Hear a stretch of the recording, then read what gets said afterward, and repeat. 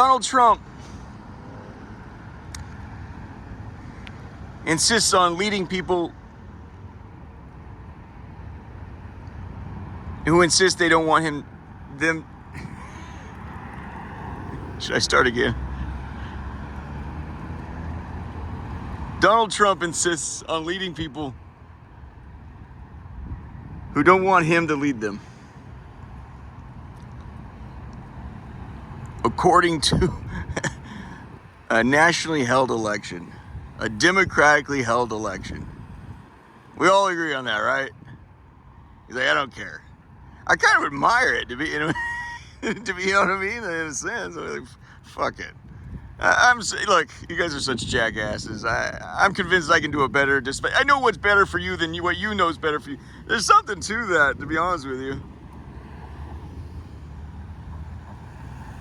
There is, however, one other person in history that tried the same jump.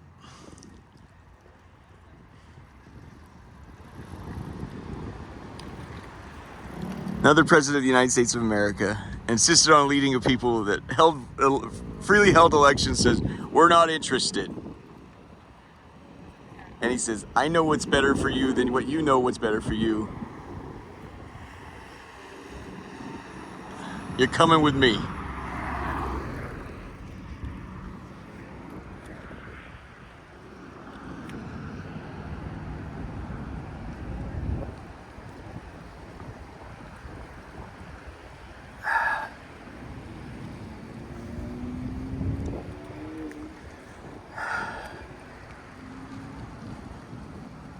Gone.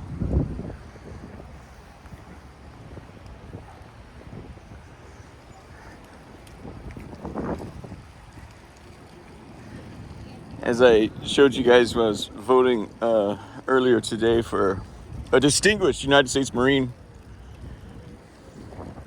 for President of the United States, there remained on the ballot Robert Kennedy Jr., Donald Trump, and Kamala, and I wrote in Laura. The writing campaigns, America's into disruption. I haven't seen that be used to any. Vortex, I was with Vortex and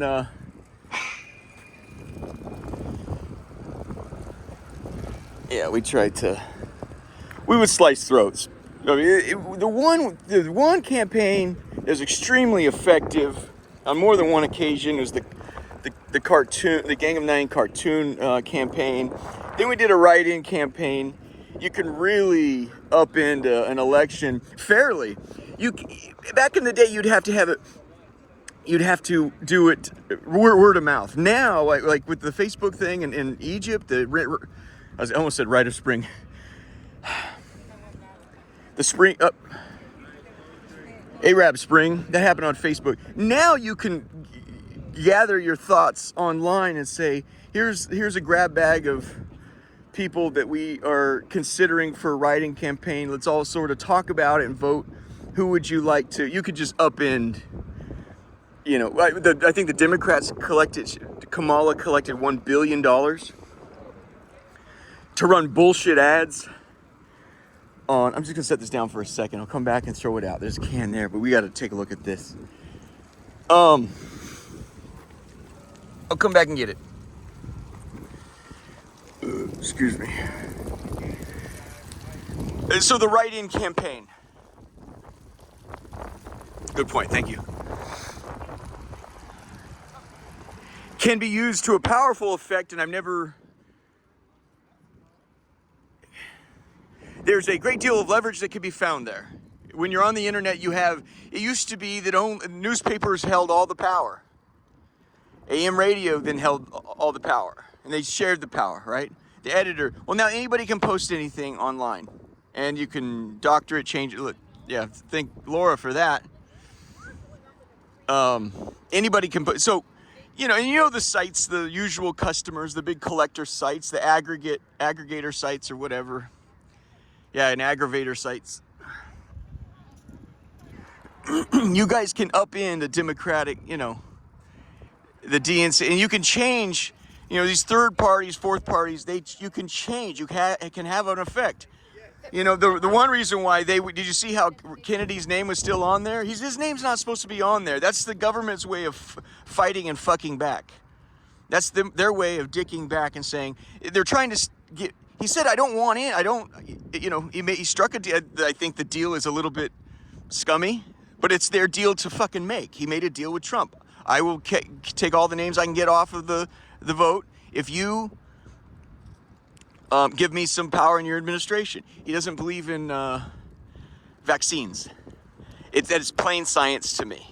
I can't imagine why you wouldn't believe in a vaccine. Do sometimes vaccines have a negative effect? I think there's some evidence maybe that some kids, it doesn't go well for them, or so. I don't know. I haven't studied all of that, but you can't tell me the vaccines don't work. So I don't like the idea of Kennedy getting in there. And I'm sorry for, we've all got wounds, and he carries some heavy wounds for what happened not only to his father but to his uncle. That's tough stuff to carry around, man. But anyway,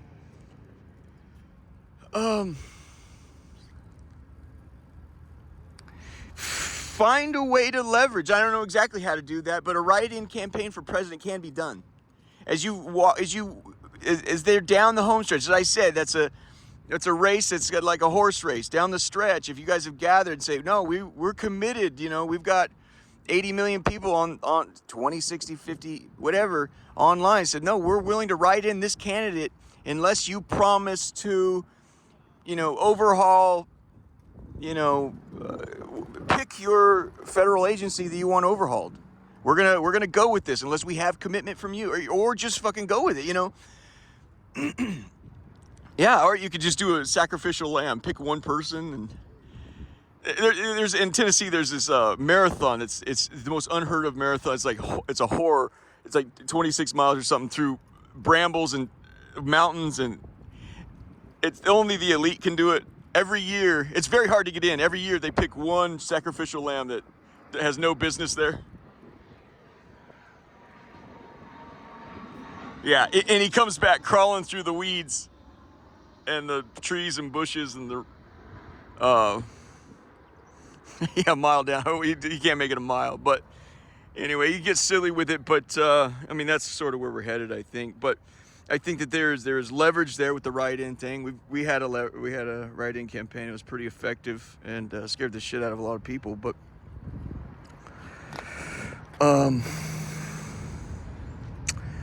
so Lincoln here. Let's also objectively known to historians as a tyrant and racist. Down here, is the door open down here? Let's go here. I'd rather people see this right down here than the statue. Everybody's seen the, yeah. No, it's closed off. What have they done with the door though?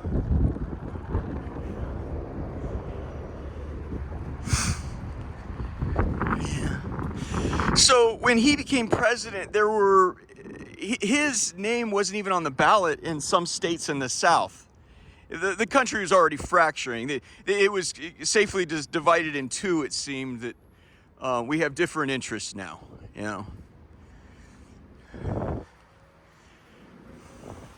Okay, they are remodeling the exact thing I wanted to show you. Okay, in there used to be big statements on the wall. His quotes about slavery. This is Union. If I could bring the Union back in by keeping every single slave enslaved, I would do it. If I could do it by freeing all the slaves, I would do it. I am telling you, Union. If they leave the Negroes out of it, and we have no problem whatsoever. Over and over and over again. We like to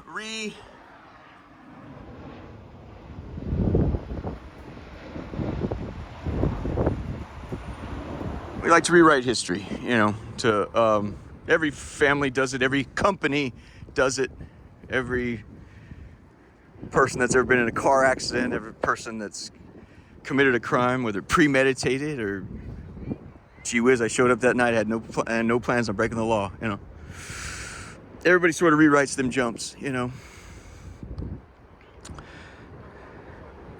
It is constitutional that you are allowed to leave this country, even if it's one state versus 49.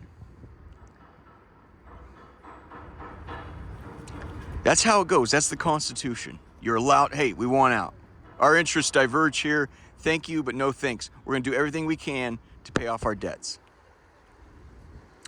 With the Civil War, it was, I don't know what the numbers were. It was split down the middle. You had the South versus the North. Let's take a look at this. Well, let's look at this stupid ramp. Yeah, so I guess they're adding a museum here or something. The little boutique bookstore up there was just slicker than heck, man. You know, you gotta turn this thing into a corporate jump. But again, I'll repeat, historically, he is objectively known as a tyrant and a racist. Granted, he's no Donald Trump. This guy knew Shakespeare and he loved it. In fact, he and the man who shot him in the back of the head would have got along just great. That's what gets me about this.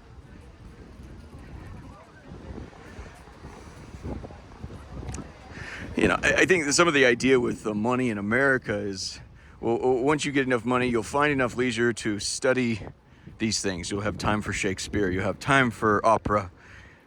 To understand, well, what the hell is it? You know, why am I exhausted and emotional after the damn thing's over? Or pissed, whatever the emotion is.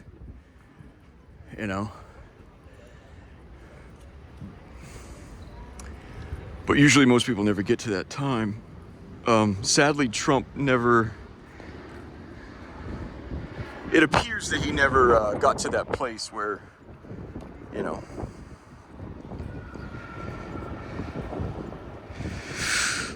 I don't know. I mean, it said that he keeps some Hitler on his nightstand, and Hitler was emotional. He had there was emotional wounds, and he, I guess, sought to heal those wounds through domination. You know, world domination. That's kind of what Trump's doing. Is if you own America, man, you own the world. You know, it was like back in the day. If you had Berlin, you had Germany. If you had Germany, you had Europe. So they both. Yeah, I mean, Hitler, as you know, is a they say failed art student. I don't agree with that at all. Anybody that puts a paintbrush to a canvas is a success, man. Maybe, I guess the school in Vienna didn't want him, or maybe it just didn't work out that term, that semester. Maybe, you know, who knows the reasons why, you know. But, so I guess Trump, like Hitler, sought through, you know, to soothe those wounds through, I would say what Trump likes about Hitler is unbelievably passionate. Hitler was able to successfully find a villain, and that's the Jews. And the spiritual world helps you with that. As my uncle said, you know, we both read the same books on the matter. I said, what's your take? Why are the Jews always hated? Why? He says, they're God's children, man. And when he said that, I immediately, in the back of my head, I said, calumniation. Suddenly, I know exactly what that is. Suddenly, I went from being admired and loved universally to suddenly overnight practically hated, you know. And that's the Jews. They're never... You're never going to run out of reasons to hate the Jews. And they're God, and the reason for that, they're God's children. So this was the bookstore. It was a nice... Man, it was special. It was slick. It was like a little closet. You kind of waited to go in. And now they fucked it all up. Like he did the country. Do you know what $50 was back in 1861? Wouldn't it be safe to say with the expansion of the, everyone goes with inflation. You have to add the expansion of the economy. I put that in the neighborhood of $2,500, right? That's a down payment of an apartment right now, or a little putt-putt car to get you around town. That's a big investment, $2,500, you know? It was $50. You weren't allowed to teach black people how to read. There was a lot of stuff that kept them jacked up. If you can't understand why some blacks refuse to integrate, you haven't thought about it long enough. I'll say it again. If you don't understand why some blacks refuse to integrate, you haven't thought about it long enough. Yes, crack destroys them, but it's the lesser of two evils. Going the way of the white man is far more evil than a self-destruction.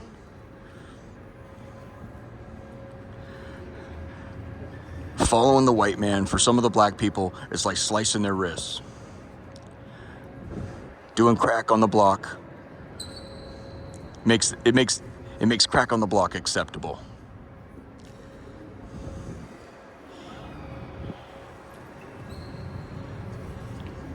As they were going to war, Stonewall Jackson is on the war front here in Virginia, writes back home to the little village he's from. I don't remember who somebody answered it's a letter from the front, but from Stonewall Jackson. Everyone opened it. Everyone gathered around to see what it was. What's the news on the front? It was $50 or $50 check to the school that they were opening for the blacks in their community. And they're all extremely disappointed. We're like, we wanted news of what in the world's going on the front. But this will help. He says, this is for the school we're starting, you know, or we have been open. This is my monthly payment or whatever. I don't know what it was. My annual payment for the school.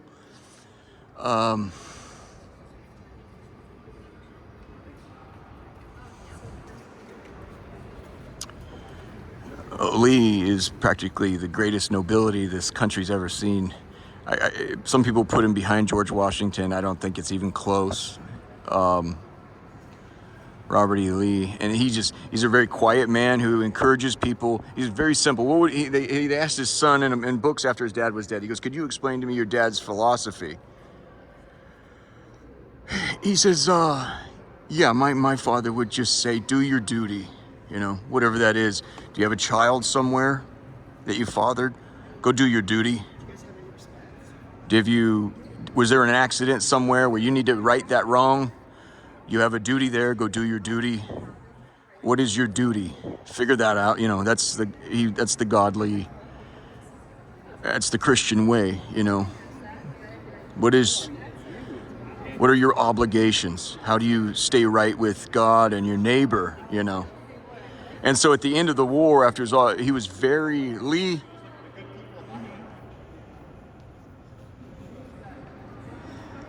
was in a rare visit, I think, to somewhere in Congress or a group of men. He's asked to speak. He says, "Men, you know this matter should have been resolved by the courts. But you guys, it was politicians that whipped this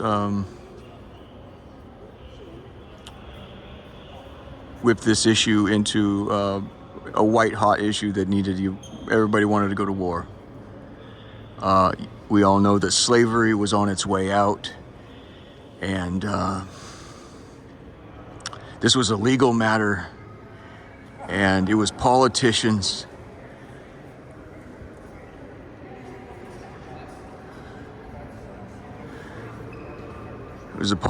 that wanted war."